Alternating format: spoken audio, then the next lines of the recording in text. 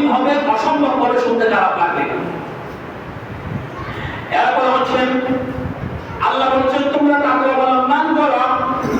ওয়ালাউ আল্লাহ আল্লাহ বলছেন ওয়া মাইয়াত্তাকিল্লাহা ইয়াজআল লাহু মাখরাজা। ওয়া মাইয়াত্তাকিল্লাহ আল্লাহর উপর যদি তাওয়াক্কুল করো ইয়াজআল লাহু মাখরাজা, খরাজা ইয়াখরুজু থেকে আমি তোমার জীবন চলার জন্য অনেক রাস্তা বের করে দেব। সুবহানাল্লাহ, অনেক রাস্তা বের করে দেব তোমার জন্য। এরপর হচ্ছে নিয়মিত ইস্তিগফার করা। গুনাহ করছি, ইস্তিগফার করা, তওবা করা, সাথে সাথে তওবা করা। নবীজি বলেছেন আমার কোনো গুনাহ ছিল না, নবী আমার মাসুম, কোনো গুনাহ নাই। এহকাল পরকাল সমস্ত আগে পরে কোনো গুনাহ নাই, এরপর নবীরা বলেছেন আমরা তওবা করতাম আল্লাহর দরবারে। এরপর হচ্ছে আত্মীয়-স্বজনের সাথে সম্পর্ক ঠিক রাখা। আমাদের আত্মীয়-স্বজনের সাথে সম্পর্ক নাই, আত্মীয়-স্বজন কখন কথা বলছে এগুলো জানি না, মারা গেলে জানা যায়, ব্যস্ত অবস্থায় কোনো পরিচয় নেই, এরকম মানুষ আছে। আমাদের এগুলো ঠিক রাখতে হবে। বোনের সম্পর্ক, ভাইয়ের সম্পর্ক, চাচার সম্পর্ক, মামার সম্পর্ক, রক্ত সম্পর্ক ঠিক রাখতে হবে। এরপর হচ্ছে দান সদকা করতে হবে।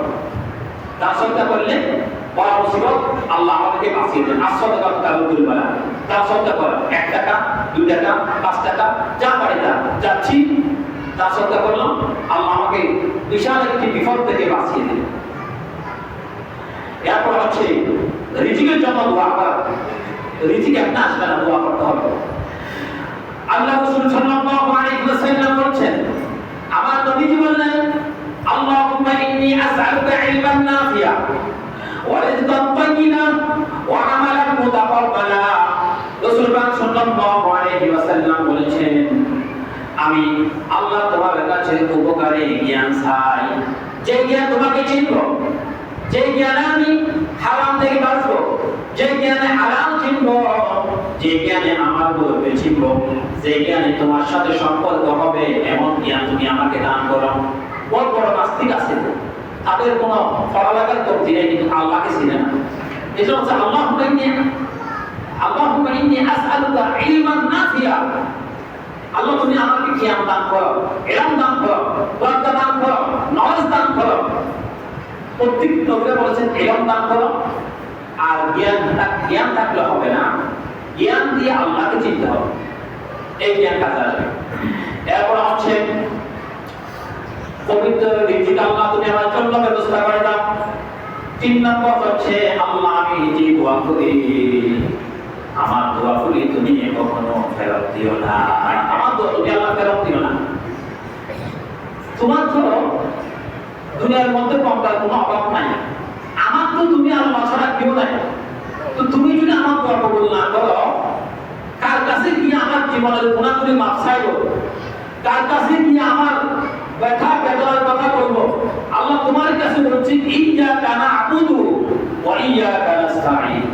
তোমার ইবাদত করি, তোমার সাহায্য চাই, দুনিয়ার কোনো মানুষের সাহায্য চাই না।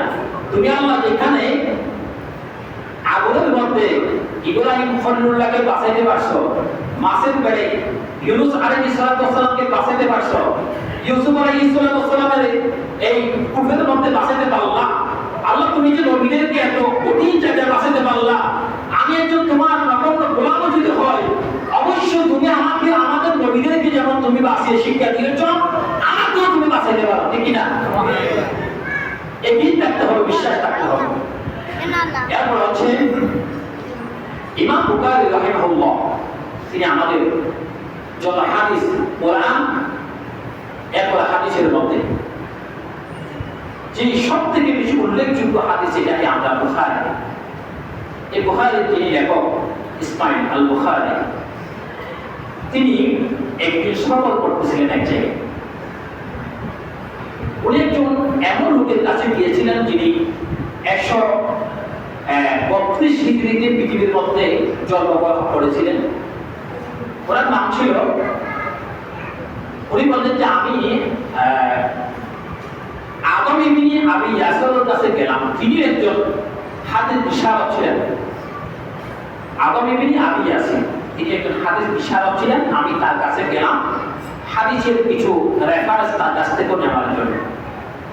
তো তিনি বললেন যে আমি এটা করতে গিয়ে 3 দিন পর্যন্ত হাঁটলাম, দীর্ঘ সময় হাঁটলাম, মানে হাঁটার পরে লম্বা সময় হাঁটতে আমার এই শরীরটা খুব ক্লান্ত হয়ে গেল।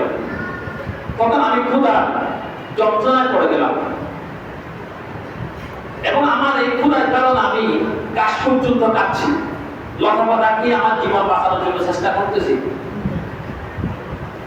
তারপর আমি আমার অক্ষমতার কথা পৃথিবীর কাউকে বলিনি, এই না বলা তো শুধু আল্লাহকে বলেছিলাম।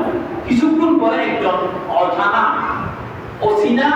একজন লোক আসলেন, একটা প্লেট দিলেন, প্লেটের মধ্যে স্বর্ণ মুদ্রা নিলেন, নিয়ে বললেন, অপতি আপনি কোত্থেকে আসলেন?